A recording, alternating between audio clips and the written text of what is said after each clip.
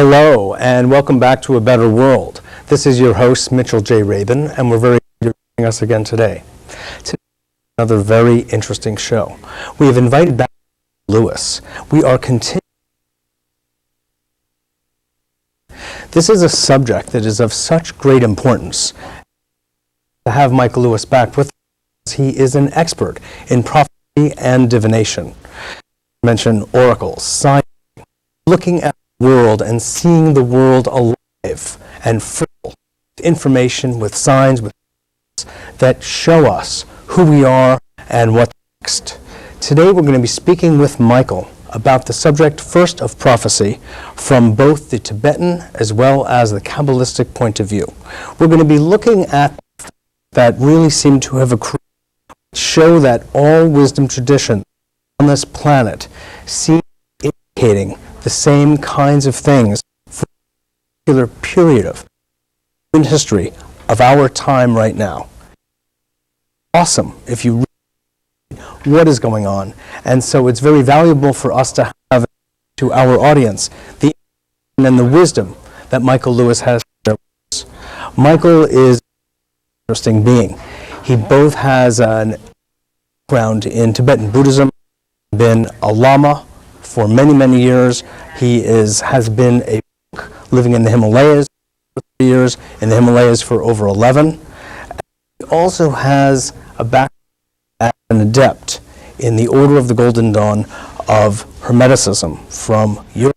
So when you combine these different traditions all into one being, create a fountain of wisdom, if you will, that is very much worth listening to.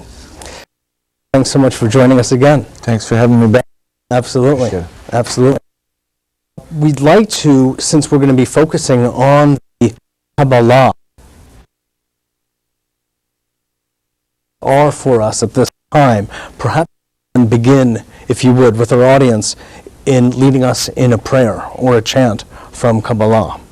From Kabbalah? All right, this is a part of a Hermetic invocation, which actually activates the spheres of light within the body of an adept called Sefer.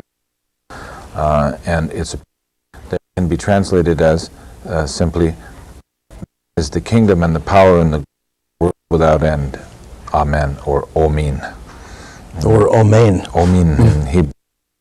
So this is, and that's the meaning, but the real is not so much the lexical meaning, vibratory meaning, as the resonance is activated by the voice when it resonates to the sounds of the Sephirot themselves.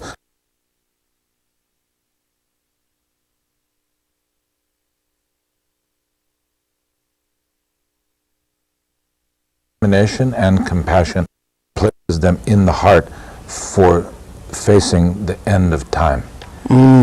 Beautiful. If you would just, before you begin, tell our audience just and Sephirot for those. Sephirot have many definitions depending on which recension of Kabbalah you look at in a scholarly way, but the Kabbalistic Hebraic equivalent of chakras in Eastern philosophy, that is, organizational centers of power and light and within an organism.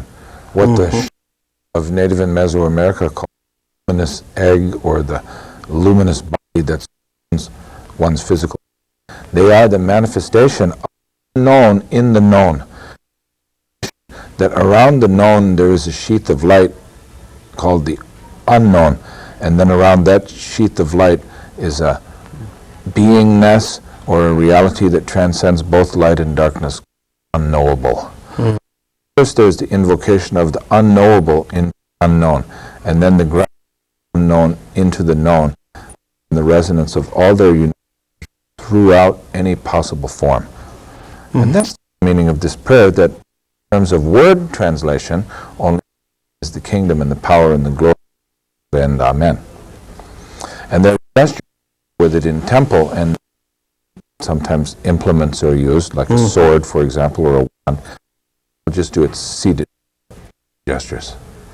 But you can imagine that I'm sitting on as I am, and that in my imagination, my body becomes very large, larger and larger until it's 50 feet tall, until it's so tall that the whole globe of the earth is just like this chair that I'm sitting on.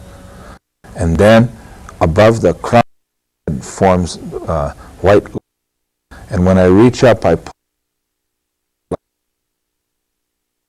bring it all down the central energy channel of my body into my base, and then radiate it out to both sides, tapping into both discrimination and compassion, and then I recenter it in the heart with a salutation that says, may it be so for worlds without end.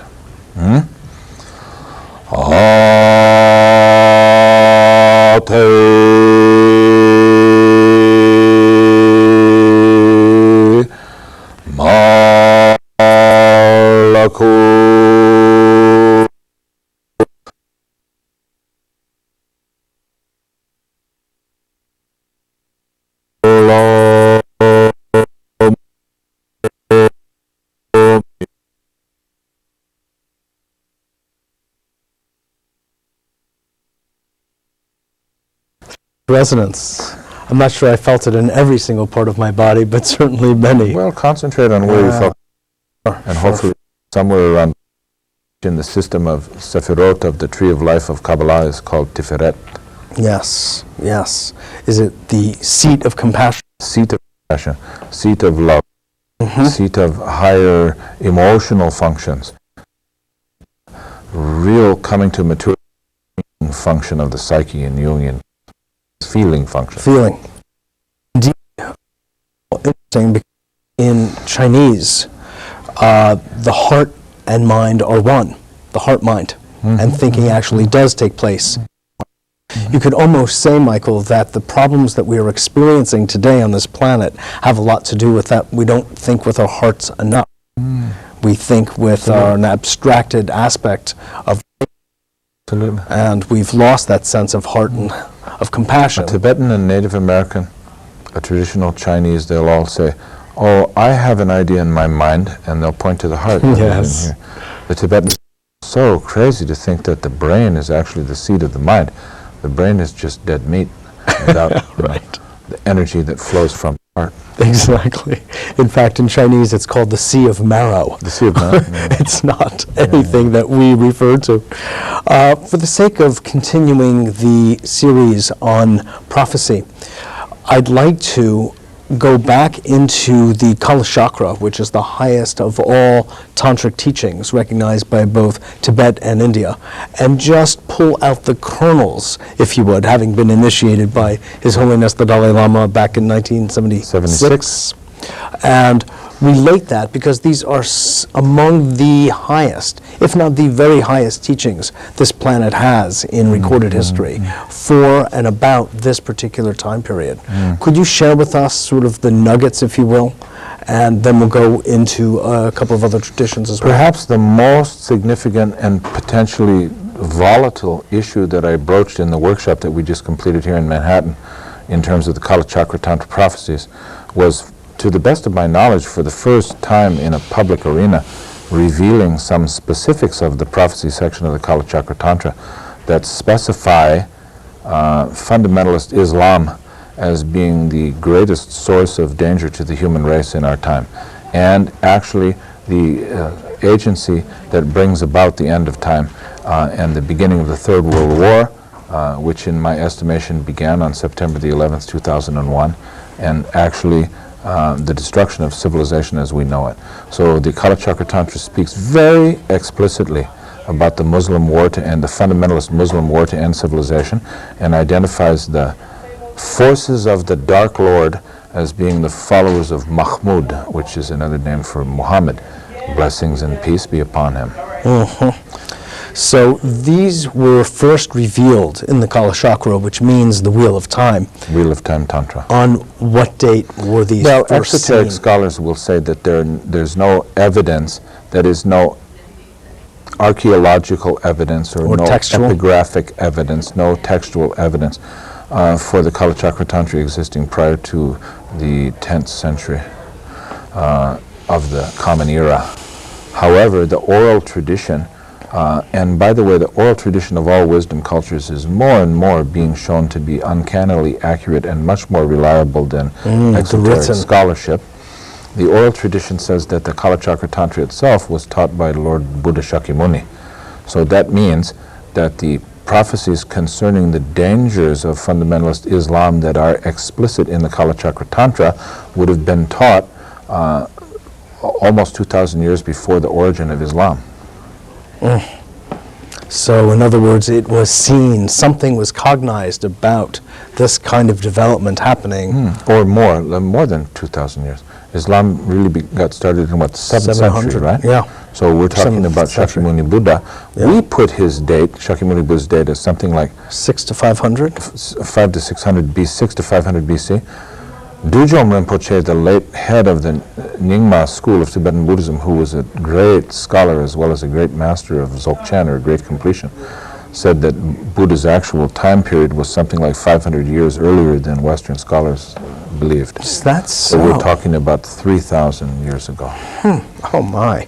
In any event, it long predates Islam. Predates the actual origin of Islam, but it predicts in detail current developments.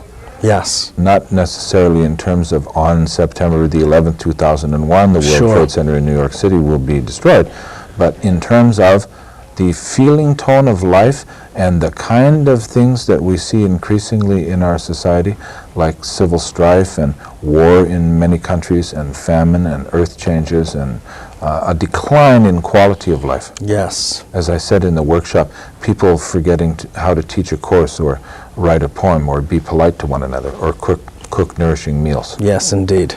It's a subtle change, the beginnings of the end. A subtle change which in the aggregate becomes quite a gross change. Exactly. If you think back to what life was like in this country 80 to 100 years ago, you come to understand what Gary Snyder means when he says, those of us who cling to the old ways are in line with the great flow. The last 80 years are an anomaly. God, yes. That is true.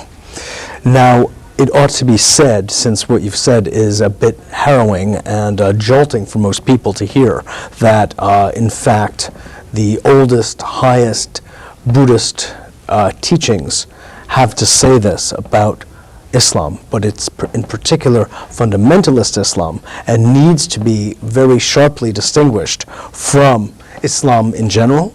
Yes, and absolutely. Muslims in general, absolutely. and as from I said in certainly the mystical teachings of the Sufis and others. Yes, as I said Could in you the comment paper on that I wrote called The Persistence of Prophecy, the Rebirth of Oracles, Yes. and the Celebration of the End of Time, one needs to be well aware of the Sufi interpretations of the Quran, for example, and the teachings of Islam, and also the teachings of the Ismailis and various other mystical groups within Islam. What we're talking about here is the fundamentalist Islamic interpretation of the core scripture of the religion, which is the Quran, the sacred Quran. For example, in the second Shura of the Quran, in the 191st chapter, there is a passage which says, literally, "In whatsoever place you find the unbeliever, in that very place slay him." When I studied that passage with a munshi in Dharamsala, with whom I was studying Urdu and Persian, I asked him, what does that mean? What is the unbeliever? A munshi is a language teacher. What does that word mean, the unbeliever, kafir? He said, the unbeliever is your own lower self, your own, what recovery programs would call character defects. The lower self, that is the enemy who must be slain. The animal self. Animal self. Lower chakras. Well, not lower chakras, because there's nothing wrong with the energy of lower chakras as long as it's balanced and integrated. Except that, exactly, but it's... There's nothing wrong with if animal run by nature them, as right. long as it's balanced and integrated. Sure. In any case, he had a mystical, inward, spiritual quest interpretation of that scripture. But as we well know, particularly in this city, particularly after September the 11th, 2001, there are those who literalize that passage and who firmly believe that it is their duty as religious Muslims to kill anyone who doesn't believe as they believe.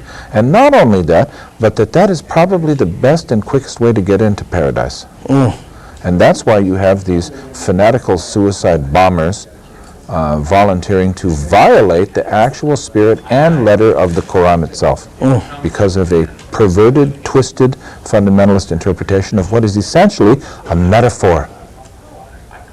And I must say that the same could be said of Israeli nationalists and Christian fundamentalists of all stripes. Sure. So what we really see, Michael, is that there is a tendency at this time, perhaps more than ever, toward fundamentalism. Absolutely. And that seems to me, from a psychological point of view, to be a function of mounting fear, uncertainty. Mounting fear and uncertainty en masse. Yeah. It's a tremendous reversion to a regression. A reversion to a period of development that is pre-60s certainly. I mean, it's such a throwback to things that in the 60s many of us would have believed that we had risen above. Exactly. That it's mind-boggling. Exactly. So with that said, that there are these major distinctions to be recognized between the different expressions of Islam, and we're very glad for many of them, actually.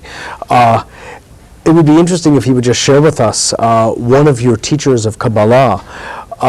His teacher was both a Kabbalist and became a Sufi. He himself is a... That might be a nice transition into speaking of Kabbalah. He himself is a Kabbalist, a Rebbe, that is a tzaddik. He is really a tzaddik. He's a righteous man. He's a Rebbe. He's wholly learned. A wholly learned scholar and practitioner and transmitter of the wisdom of Kabbalah. Yes. And he's also a sheikh of the Bektashiya Sufi order. This is quite controversial, and I don't know how far you want to go in this direction. My teacher would, by many Orthodox Jews, be considered a horrible heretic because he follows the teachings of a man who is often called the false Messiah. But he was a great master of Kabbalah who himself was also a sheikh of the Bektashiya Sufis. Well, it sounds funny. On one hand, it's controversial and in a kind of an ordinary way, but in another, it's actually very precious and beautiful to see that these two warring factions are really but warring brothers. And as you so well said in the workshop, you just scratch the skin of a Jew and you get an Arab. You scratch the skin of an Arab and you get a Jew. Yes. Joseph Campbell said something like that. Let's not go too... Scratch a Jew, you find an Arab. Scratch an Arab, you find a Jew. So it's ironic that they're fighting each other in such a violent and ongoing way over minor interpretations on a literal level of something that was meant metaphorically to begin with. So, for example, the Holy Land is not real estate. The Holy Land is a state of consciousness. The virgin birth had nothing to do with the plumbing. The virgin birth is a state of consciousness. Todah. Absolutely. People have been burnt at the stake and tortured to death and killed horribly for millennia over these literalizing mistakes. Yep. Both the Catholics and the Protestants were wrong during the ages when they were burning each other at the stake. Jesus never taught any of that. Most profoundly, Jesus was a Jew. Jesus was a Nasorian Kabbalist rabbi who spoke in code phrases to those who had the eye of wisdom and the ears to hear. Particularly any of Jesus' messages in what we call the New Testament that begin, let those who have ears to hear, that alerted the initiate core of his audience to the fact that he was now going to give his actual teachings, which were the teachings of the Essene recension of the Kabbalah. And he used code phrases that have numerical value equivalent to other words that would be known by those initiates. Sure, like key words. Key words. Just as the Sufis use story to alert the listener to who they are. So the parables of Jesus were stories in one way. In another way, they encoded messages about actual spiritual practice analogous to yoga. We could say Kabbalah is the Tantra yoga of the West. And the real practitioners of the teachings of Jesus, and I use that name only because it's known to most people. Actually, his name should be translated Joshua. His name was Yeshua ben Yosef HaNotzri, and he was an Essene rabbi. He never meant to be anything other than a practicing Essene mystic, a Jew. Anyhow, he transmitted secret teachings about actual practice. Those who followed those practices were the ones who went off into the desert and attempted to become Christ as he had become Christ. Yes. And of course the institution as of the followers church, of Buddha went off to awaken their Buddha nature. We don't even need to use past tense about this. My root Lama among the Tibetans told me recently, there are 3 ways of serving a Lama in an appropriate manner. The best is hear the teachings, go off and practice them, gain realization, and become enlightened yourself. The second best is translate, found Dharma centers, ordain monks, build temples, sponsor events. And the third way is to be what they call a chindak, which means somebody that puts up the money behind all their other activities. Okay? But the best thing is hear the teachings, internalize it, go off, practice, realize the meaning of the transmission, and then become that. Okay? That's what it's about. Same with all spiritual practitioners, whether they be in Jewish mysticism, every Islamic tradition, mysticism, Christian mysticism, Buddhist mysticism, Taoism, or shamanism. What's particularly interesting, and I think it's such a beautiful symbol for this time of all times, what with war having broken out, as you said, and it's just beginning to resonate onto different levels, with what is going on in Israel as we speak, with Sharon having declared war on the Palestinians, that there are these beings who are Kabbalists, who have also become Sufis, bring back Isaac and Ishmael back into the same fold, so to speak, on some symbolic level. Could you speak to that? Because there's a conjunctionis, if you will, there's a lot that is to that, so but it's even more all-embracing than that. Some well-intentioned, Kabbalistically oriented Jews and some Sufic Muslims are working as brothers to bridge these gaps between all the Abrahamic religions. They all descend from a common father, Abraham. Yes. And essentially, Judaism, Christianity, and Islam are one great stream of spirituality which should operate as slightly differing siblings in the same family. Exactly. On the other hand, the actions of someone like Shabtai Zevi or Reb Yaakov Leib HaKohen in converting ritually to Islam or to Roman Catholicism or to another Abrahamic religion was not an apostasy, but rather an attempt to enter the realm of the other. In the case of Shabtai Zevi, who was the Jewish Messiah of his day, he deliberately converted to Islam, ritually converted to Islam. Now that was interpreted by people who take everything exoterically and literally to be the greatest disaster to befall Judaism. But actually, he was enacting his messianic mission to enter the realm of Ishmael and lift up the holy sparks within the husks of the material form of the world of Ishmael and redeem them and unite them with the supernal light of Godhead within the practice of Kabbalah. So in general, the practice of Kabbalah is the practice of forming a mystical intent, which is called kavana, and then redeeming the world and essentially redeeming Godhead by uniting what has been separated. In Kabbalistic mystical terms, it's said that the Yod-He and the Vav-He of the most secret and powerful divine name of God became separated at the moment of creation, the moment of the Big Bang, which in Urayanic Kabbalah is called the shattering of the vessels. And the work of redemption is the work of redemption of all those scattered sparks of the original supernal light, lifting them up out of the husks of materiality and joining them through the agency of your kavana, your mystical intent, with the supernal light, thereby repairing the split in God Himself, which is reuniting the Yod-He and the Vav-He of the Holy Name. And in that day, God shall be one, and His name shall be one, say the Scriptures. So beautiful.